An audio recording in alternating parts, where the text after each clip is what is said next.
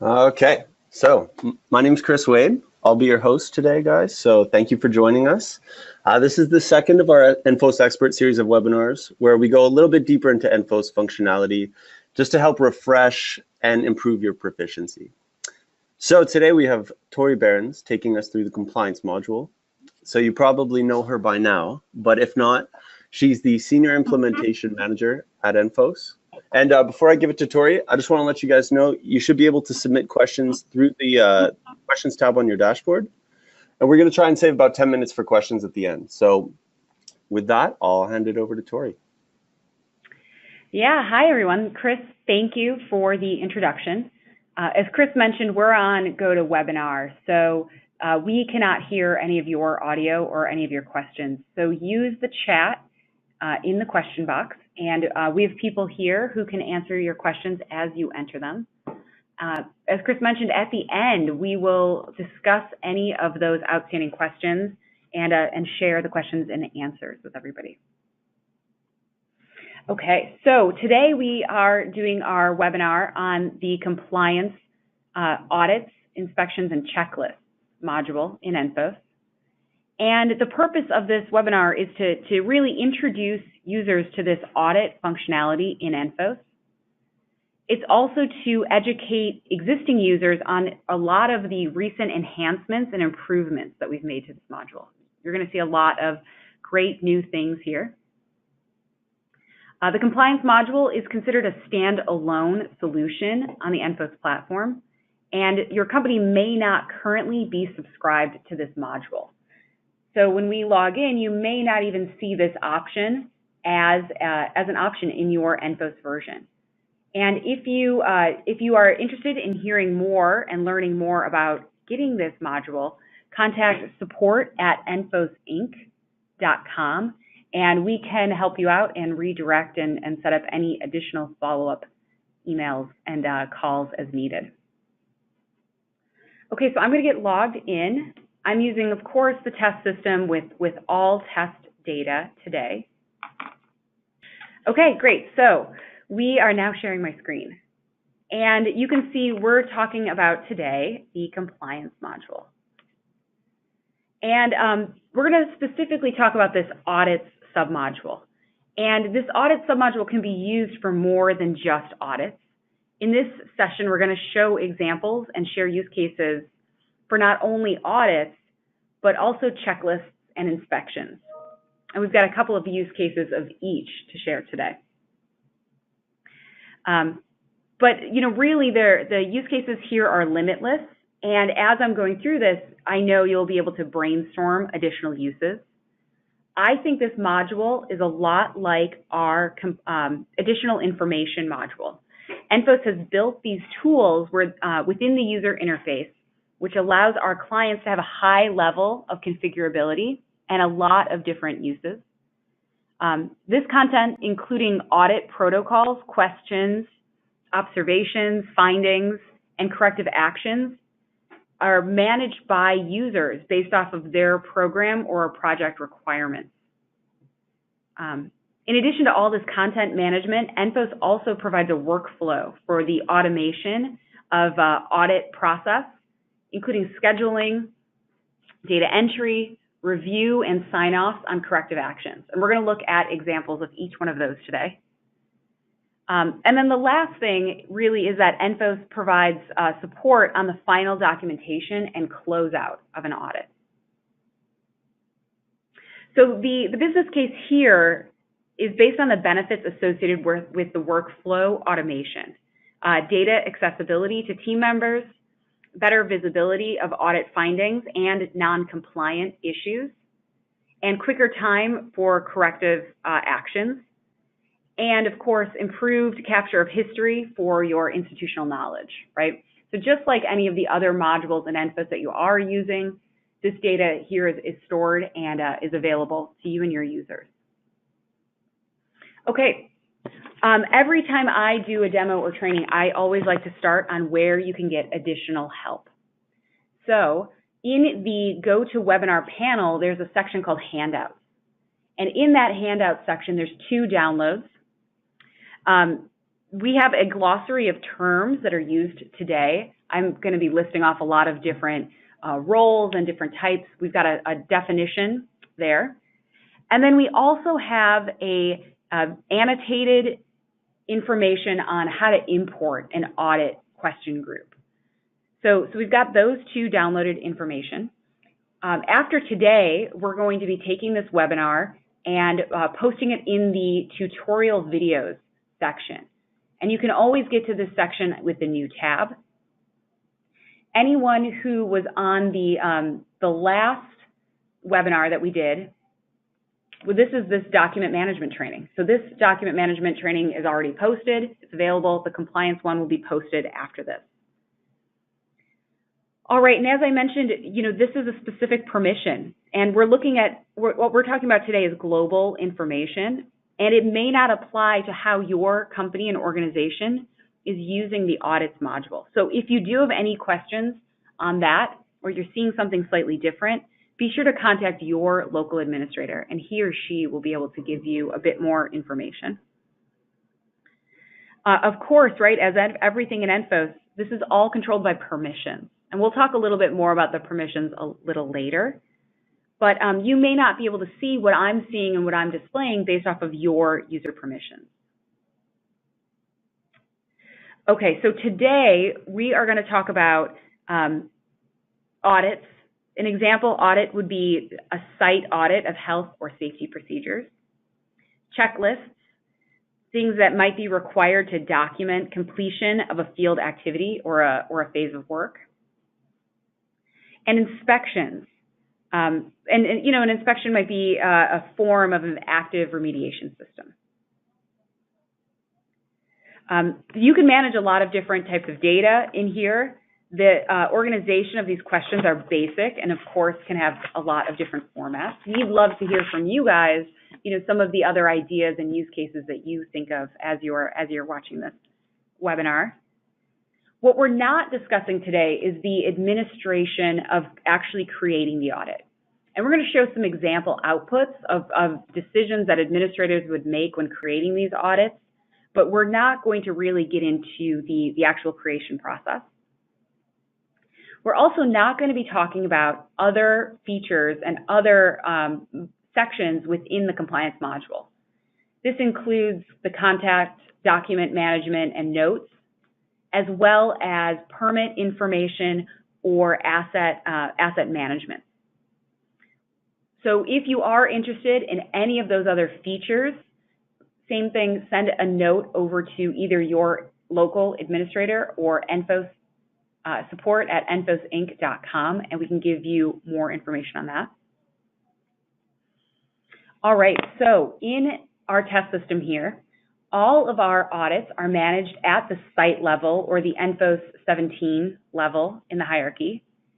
And today we're going to be using our fictitious site called Naperville. And we are going to log in and look at some examples.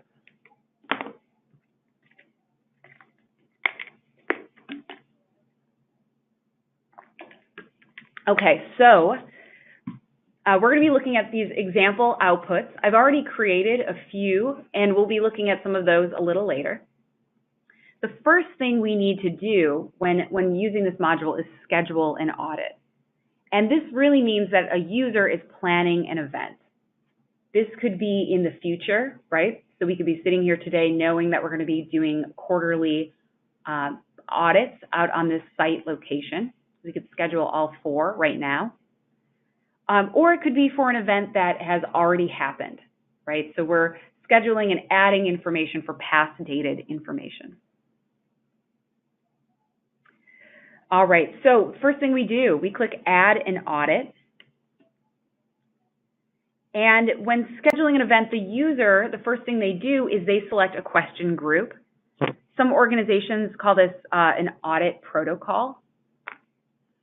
Now, I see the groups listed here, and this is what's available to me based off of my hierarchy. If I went to a different branch in the hierarchy, I may see different groups, right? Because you may have specific groups that are unique to maybe a state level or different types of sites in your hierarchy. So that's set up and managed in the administration module. We're going to select the group Site Safety Audit. And then, there's some optional and some required fields, right? The scheduled date of this audit, if there's a reference ID. We're going to add a contact, and I'm going to add myself here as this contact. The contact controls some permission in this audit, right? So if I want to answer this audit, I need to be listed as the auditor. And I can, of course, add multiple people to each role. So there's not, too much information to fill out here. When I click Save, you can see I've got a new row added to my audit. I've got my Site Safety Audit for today. If I click on that scheduled date, I can see the information I had previously entered and, of course, edit it.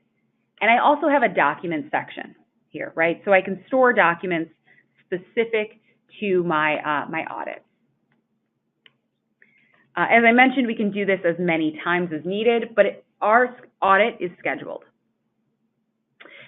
These audits can be scheduled through the user interface, just as I just showed, or, of course, through an import. Now, once the audit is scheduled, that's the first step. Now we can enter and answer our questions. And that's where we are going to spend the majority of our time today, talking about the different answer types and the different functionality and improvements we've made to the answering. Okay, so we are going to edit our answers to the audit we just scheduled. I'm going to minimize my left panel so we get to see a nice big view here. But here is my audit, right? Here is my example audit we're sharing today. This audit this is like a site safety audit. There's two different sections here. The sections are used for navigation and organization, and they also give the user entering the questions a little bit more context on the questions within each section. You can see I have two sections, high risk situations, and I also have traffic. And as I click those links, I'm navigated to that section. Of course, we could have as many sections in there as we need to. All right. So on my right panel, you can see I have 6 unanswered questions. And as I go over and I look at my questions, they all kind of look similar, but there's some small differences, and we're going to talk about each one. I'm actually going to start with question number 3. Are on-site personnel on worksite checked for radiation, right? And I have a very simple answer, right? Yes, no, not applicable, or not expected. I enter my answer, and then I can add in comments. This is as basic as the questions get, and it provides a lot of great information, right? And this could be as deep and as much functionality as anyone uses within the audit module. But we're going to look at some additional features, right? Because that's really the purpose of the webinar today. And so let's look at some of those options. In question 2 above, instead of having a yes/no dropdown, I have a date, right? List the date for the most recent on-site work permit. So I can enter in that date. Again, this is set up by the administrator when they create this audit, but there's lots of different answer types.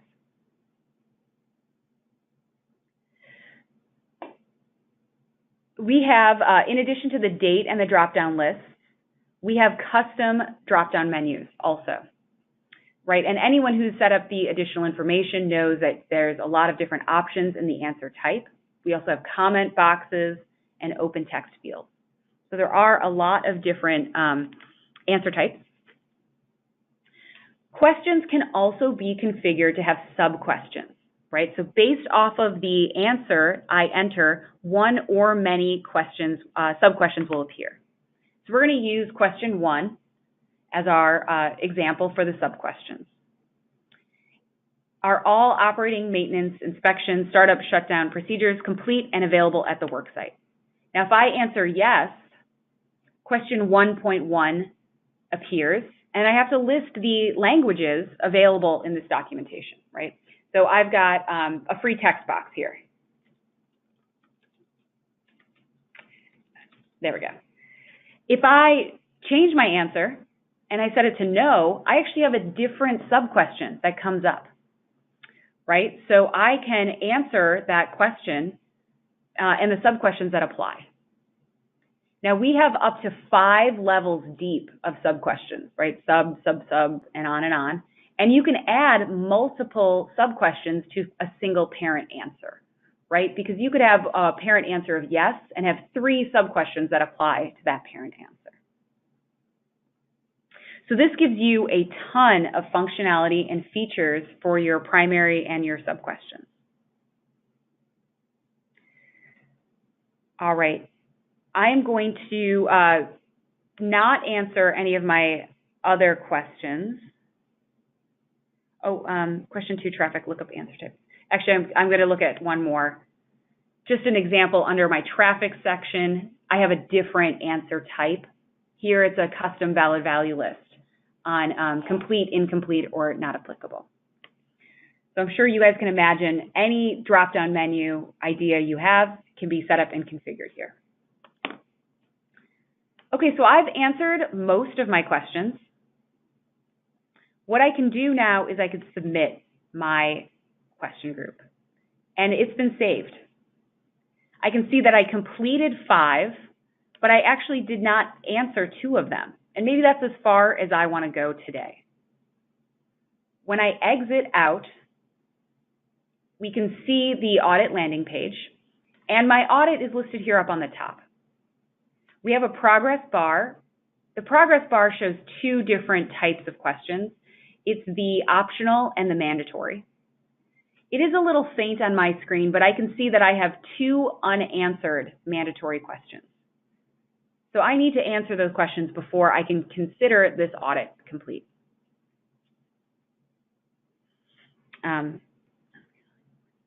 If I was ready to answer those other questions, I could come back in and edit my answers. Of course, I could edit that primary summary. I could delete this audit because I have full permission, or I could complete it, right? And I'm saying that we're done doing work here. This audit is complete and I'm ready to close it. A little later, we're going to talk about the workflow for an actual corrective action within an audit. But we're going to look at some other examples before we get there. All right. The next audit example, use case we're going to look at is this second one on the list, the site management or SMP, site management plan or SMP checklist, right? And this checklist is just an example of how we can take a checklist that you might need to complete out in the field and integrate that within ENFOS. I've already done the steps to schedule this audit, right? So I don't need to go back through and schedule it. All right, so I'm going to edit my answers. And, you know, there's a lot of familiar things here, right? We see the questions, we see the different sections. Again, I only set up 2 example sections here. But there's new information here. And what we have added in this example checklist is additional information. So within a specific audit group, we can add additional information fields which provide the users with more detail for each specific question. So for this question, you can see that I have a reference ID. Let me start at the top. I've got my question, then I have my reference ID, as well as a box for other, right? And this just is giving my auditor some additional information. I can still answer my question just as I did in the first example, and I still have my comment box. And that's the same for each one of my questions, right? They have different reference IDs, different comments in that other box. You can absolutely use this functionality in conjunction with the sub-questions or different answer types as we looked at in the first audit example.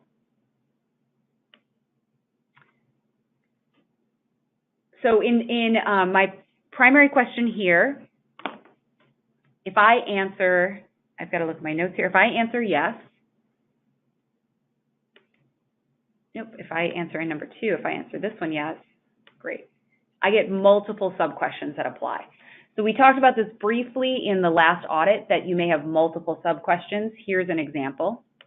So my question would be, appropriate plans for implementation of engineering and institutional controls, et cetera. And when I answered that yes, I had each one of these sub-checklist items that I must answer yes or no to. So answering on my soil management detail procedures, my installation of sub-slab vapor, and my engineering control inspection plan. So the additional information here really can give the user a lot more information than just the basic question. Same options as before. We can submit or exit. If I exited, that would just not save any of the changes I made. When I click exit, and after I'd submitted, you can see the status on this site management checklist automatically went to complete. And that's because I had answered 100% of the questions. So I have no further action here, right? My audit is automatically set to complete. I can view that audit and view the details, right? I can view my documents or my summary, and I could view my audit information. That opens up in a new tab. Here we are. This actually took me to the admin module. But I have my audit information listed here and my different status. Okay, so we've got one last audit example to look at, and that's our hazardous waste inspection. And for this inspection, we set up a corrective action workflow. And I provided in one of the handouts some definitions. We're going to open those up. This is what the handout looks like. This handout is specific to what we're talking about for this hazardous waste inspection. We have decided that we're going to be scoring the questions within this audit. And these scored questions then have to go through a workflow if they fail.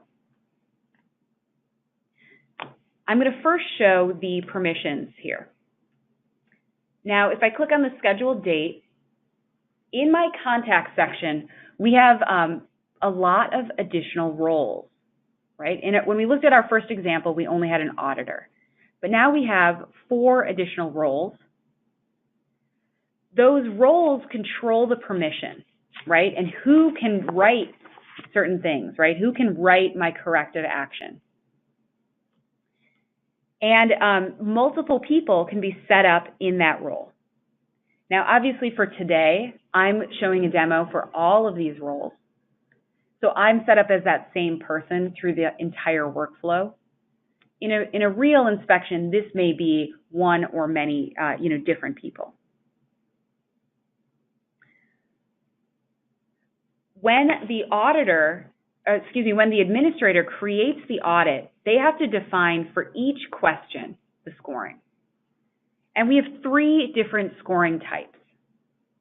No scoring means the question does not get scored and it does not go through a corrective action workflow. Yes by auditor means that the auditor or the person answering the question, right, what I'm doing right now, they define if the question passes or fails. And then yes by administrator, I would say this is our most common when a client is using scoring, and that's that the administrator defines what the pass and fail answer is. Now again, I think this was clear from the previous 2 the audit and checklist that we looked at, but using the scoring is optional. And it's optional even within a single audit group. Not every question has to be scored. Only the questions that you need to be scored can be scored. So we've got the examples of the scoring. We also have the definition of the roles, right? And we looked at the roles that I had set up when I had scheduled this audit prior to this call. The workflow is listed here. We've got the auditor, and that's the person who is entering the results. The rest of the workflow only happens if scoring is set to yes and that question fails, right? So you need that combination to finish this workflow. And then, as I mentioned, multiple people could be set up in each of these roles at a single audit. In that scenario, those multiple people would need to do the review. All right, so if scoring is set to yes and the question fails, first role after the auditor is the corrective action plan writer. They write what the plan is for the corrective action. That plan then goes to the corrective action reviewer. That person will review the corrective action plan.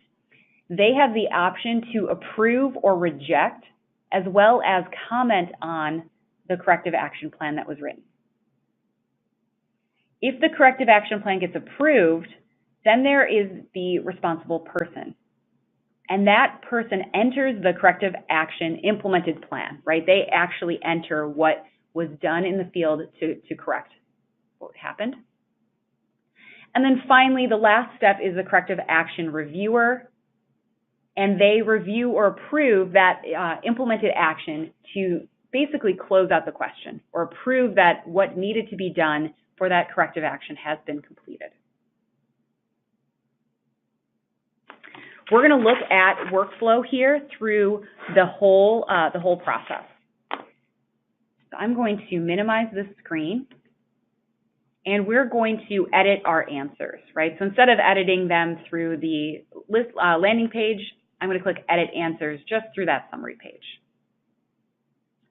In this example, I only have one section, and I only have 4 questions. Okay, so question 1, drums used for storage of hazardous waste. Set that to yes. Does the operator call for a pickup when the drums are full? Okay, so question 1 had no scoring associated with it. Question 2 does have scoring associated with it. And the auditor has to define what the pass or fail answer is, right? So this is yes by auditor. And if I enter the answer no for does the operator call for pickup when the drum is full, I can say if that passes or fails at this specific site. I'm going to say this one fails. Then our last question, I'm going to set, is this drum properly managed according to the procedure listed? I know, because I have this in my notes, that this one is set up for yes, use scoring by the administrator. So the administrator enters if that question passes or fails based off of the answer entered. I know the fail is no, right? So if the answer is set to no, then this question fails. So I'm going to set that one to no. And then my last question, I will just answer also. We'll put that one to yes.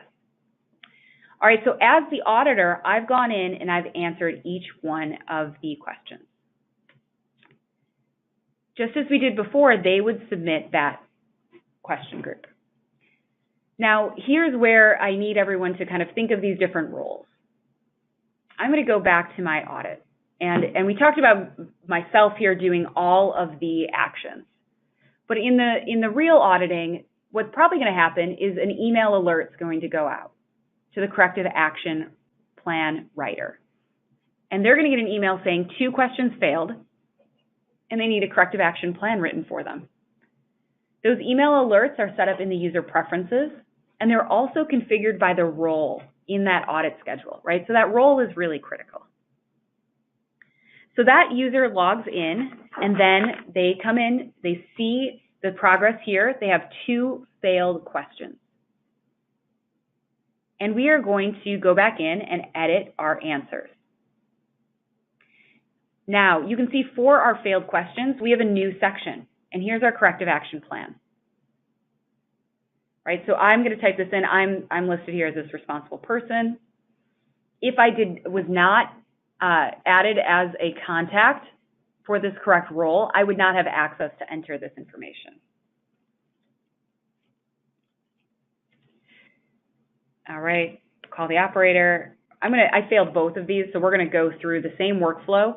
You can see once it's set to yes and the question fails, the workflow is the same, even if it's by the auditor or by the administrator.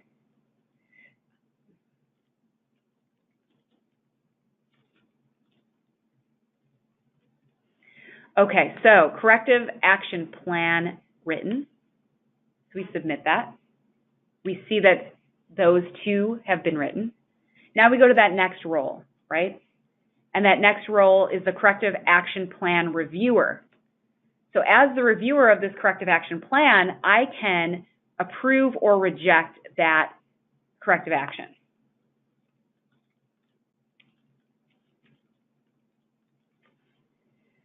So I'll approve one and I'll reject one. Same thing, we submit our answers. We see the next workflow.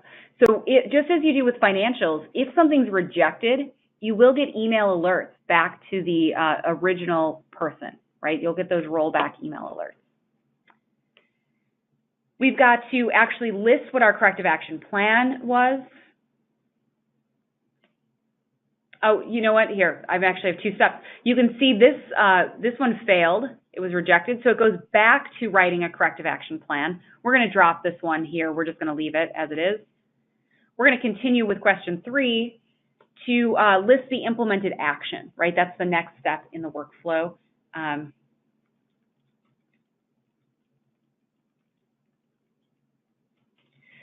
All right, we're going to submit that. Again, our status gets updated. And then finally, I can approve or reject that corrective action. I'm going to approve it just to complete this workflow.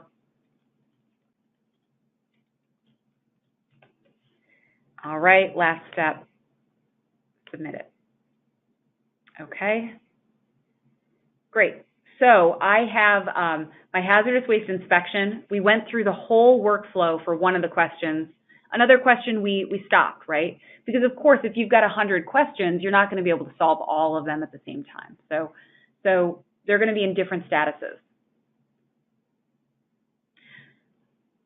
All right, so those are our 3 example use cases for this submodule. As I mentioned at the beginning, surely you're brainstorming different uses and purposes. We're going to slightly switch over and talk a little bit more about user permissions, user preferences, reporting, different settings, and kind of more on how the users will experience this module. All right, so we talked about the user permissions, right? There are permissions within our permission group. Let me go down to the compliance module. There we are. We have permissions, just as we do for any of the other permissions in the system, to manage this section, right? Who can add question groups, who can answer that information. Within the audit, we talked about the permissions associated with the roles. And when anyone is scheduling an audit, they really are defining who has access and who can do these different roles. So there's this 2-level permission here.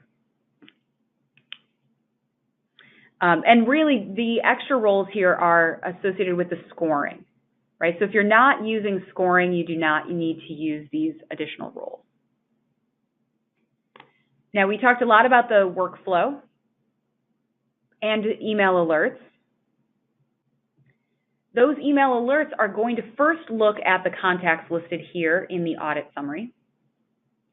And then the second thing they're going to do, just as we do with any of our other modules in ENFOS, is it's going to look at the email notification settings on this user account, right? And the last checkbox on the page is a compliance audit alert goes out. And that checkbox must be checked for a user to receive those email alerts for the compliance module.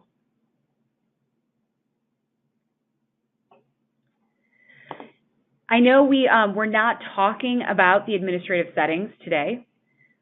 I did mention throughout the session, though, right, we have different options on the scoring, additional information fields, the sections, as well as the sub-questions.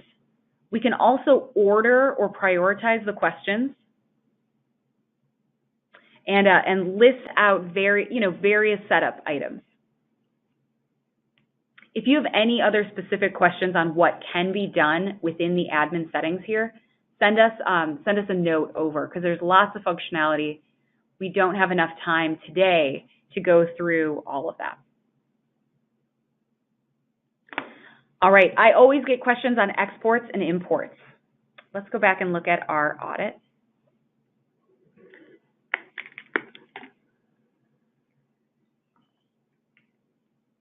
And I'm going to click on this audit question.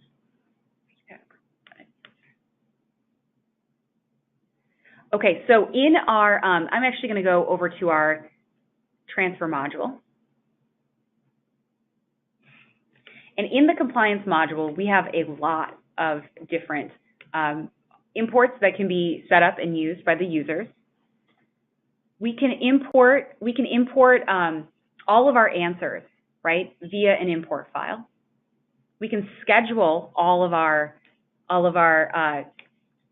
audit questions, or all of our audit groups using this scheduler. And of course, as an administrator, we can import all the questions for use. Compliance audit answers to import questions groups, to set up the groups, and then the schedule. Once we have all those formats are posted here, let's just select one, for example. Great. We list out all of our formats. The user then can import those files. And with any file in ENFOS, with the proper subject line, naming convention, those files can be emailed into ENFOS too. Now that user, just with any other file, we talked about this for documents, they have to have an active user account with the correct permissions.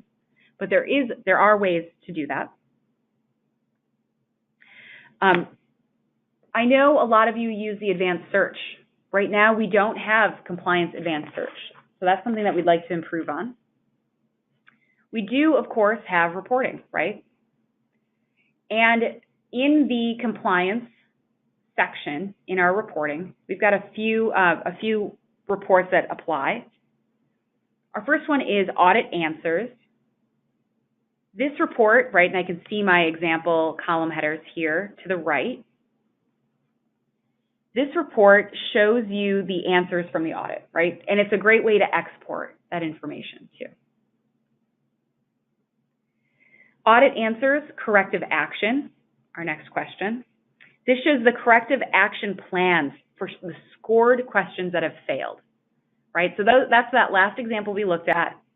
You can see our question, and then as we scroll through, we see that corrective action plan, the people, the date they were written, right? So we talked about at the beginning, automating your workflow, right? And recording this information. This is where it's all stored and available for you to report out on.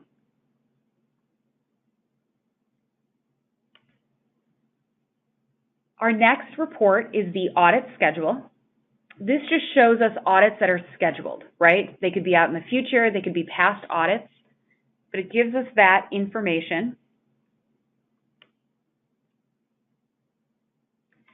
Audit time to close is a really cool report. Unfortunately, we do not have a way to set this up for today's example, but what this report does is it calculates the day difference, right? It tells us how long it takes between when a question failed and when it was closed.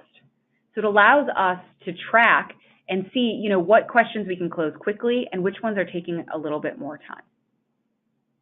So it's great information. It's available to the users with this access. And again, it's only for these failed questions.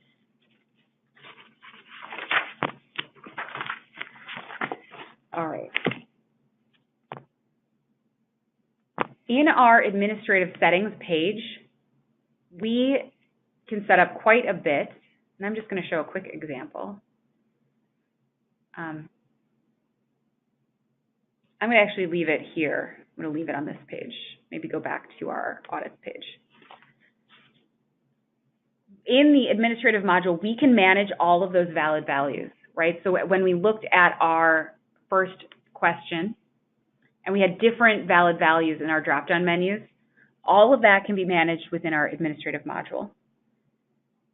And the settings in the audit are set up there too, right? So we can clone audits and copy them. We can define the hierarchy branch where that audit is available. We can activate or deactivate audits if they are no longer in use. And we can change the answer type, right? In this first audit, we looked at a lot of different answer types. There's a lot of functionality here, so we definitely would want to work with you, at least for your first audit, to make sure that you know, as an administrator, all of the different options that you have there. All right, we also wanted to talk about mobile devices, right? So ENFOS, you guys know, is on the web. So if you can access ENFOS via the internet, the users, they can enter their audits from the field if they're connected to the Wi-Fi or to the network, right? So users can be in the field on a tablet or their mobile device and answering the questions there. If in our mobile app, we do not have the audit data entry, right? So I know some of you on the phone actually have the ENFOS app. That compliance section is not there yet, but you still could access your ENFOS page. If you are out in the field and you do not have access to Wi-Fi, what you would do is record your questions in the import format, right? So you could have an Excel import format. Let me show everyone here. Compliance and compliance audit answers. Great. So we have our import format, right? Columns and rows. You can answer in all those questions, save it. And then when you get back into the office or get connected to Wi-Fi again, you can import all of those answers in. And you don't need to go through the user interface step by step to answer each one of the questions. As the same as it would be for any of the financial imports or any other import you use in the system, things can get a little tricky with sub-questions. You know, what's nice about doing the answering in the UI is that ENFOS automatically knows the settings and configurations and displays to you what's needed. Whereas if you're doing an import, it's really more on the user to know, you know, when a certain question or sub-question may not apply, and they may get some additional error messages. Okay, that covers everything I had on my compliance webinar agenda. Chris, I'm going to pass it back over to you. Yeah, awesome. Thanks, Torrie. So, yeah, we're going to get to Q&A in a second. I just want to mention we're going to be including in our follow-up email for this webinar, we have this 1-minute user survey where you guys can tell us a bit about your experience using the ENFOS app. And we always value your feedback. So you can also visit our YouTube page to see this and past ENFOS webinars. And we're also going to be including these within the tutorial videos section in the ENFOS app. So I'll pass it over to Roger to start with the Q&A. Okay, we got a few good questions submitted to us, and we'll go over those. So I'll first announce the question, maybe take a shot at answering it, and if I can't answer it, then Torrie can jump in and save me. Great, great. The first question was, is there integration between the compliance audits that you just showed and your O&M data that you might be collecting from the data module? So, you know, I think I probably know where that question's coming from. It's a very good question. So I'm going to start out by answering it by saying there is integration.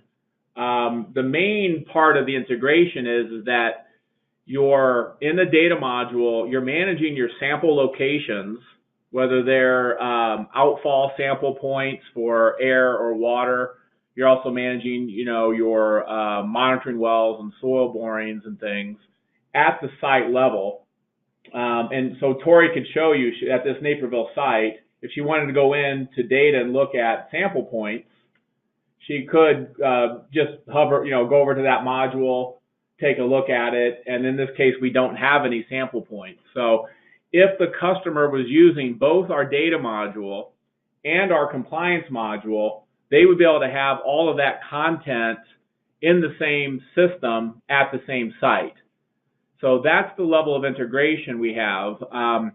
Also in compliance, we didn't go over it, but we have a section for permit management. And in permit management, you can create your permits and then associate or assign your sample points from the data module into the permit. So if you have a NIPD's outfall or a sanitary system outfall permit, and you've got a sample point on that, you can connect the two, your compliance permits along with your data sample point. In the audit itself, the other way I would answer it is that, as Torrie mentioned, you can create audits to be site specific. So if you have a certain permit set of requirements or a remediation system O&M checklist or an O&M field data collection plan, you can create that as an audit, even though it's not technically an audit, it's more of a form like a checklist or an inspection, that type of a use case, you would be able to create that solely for that one site, right? So, the name of the audit might be Naperville O&M site monitoring form, and you would create your specific attributes that you're measuring on that field form, right? And then it's associated as well. So that's the level of integration I would mention on that one. So that was a great question. Another question, we've got about 10 minutes left here, and there's 4 more questions that I see. So the next question is, what are the options for entering your audit findings when I'm in the field? Yeah. So Torrie answered that, but we'll go over it again. Yeah. So as I mentioned, kind of towards the end of the webinar, if you are connected to Wi-Fi, you can answer your questions right through the Wi-Fi, right? You can use your mobile device, you could use your tablet, you could have your laptop out, and you would go to, p.enfos.com or whatever your URL may be.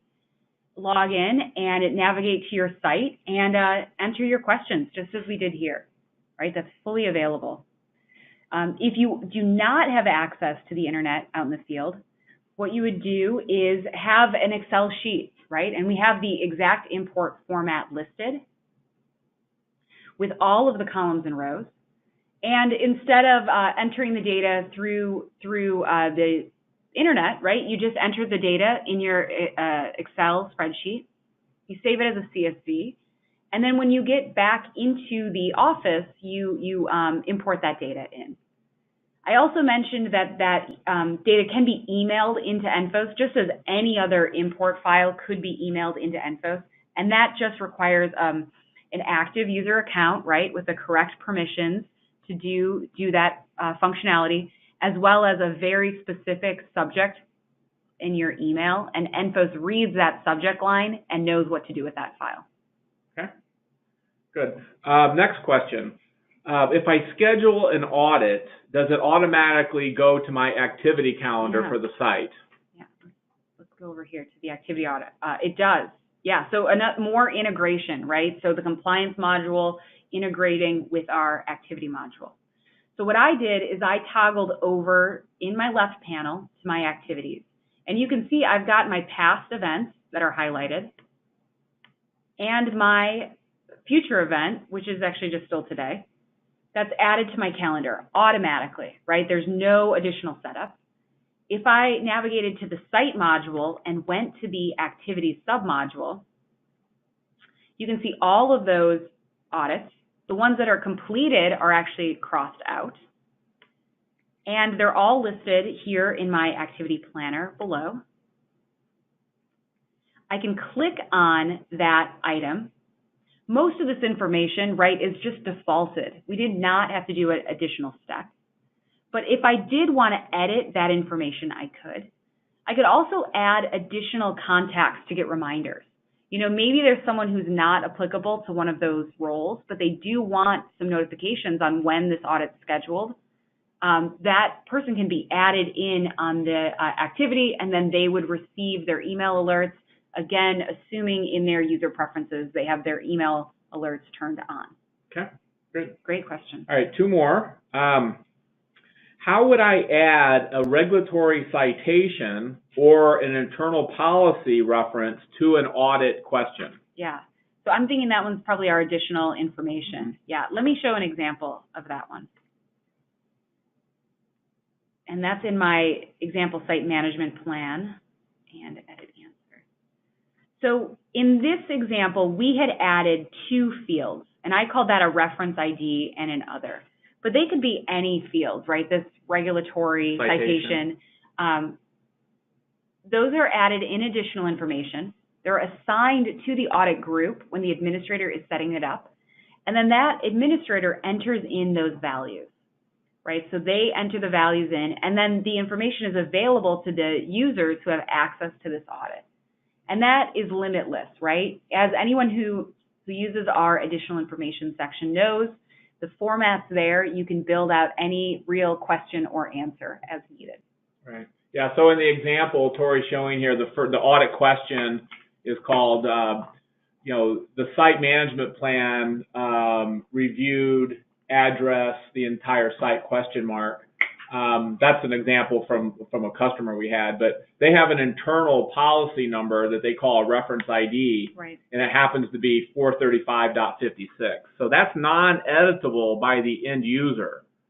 That is established when the audit group and the audit questions are created the very first time. So you can have regulatory citations, you can have internal policy IDs, you can have other metadata that you're just adding on to any individual question so that that information is available for reporting and for the end users. Yep.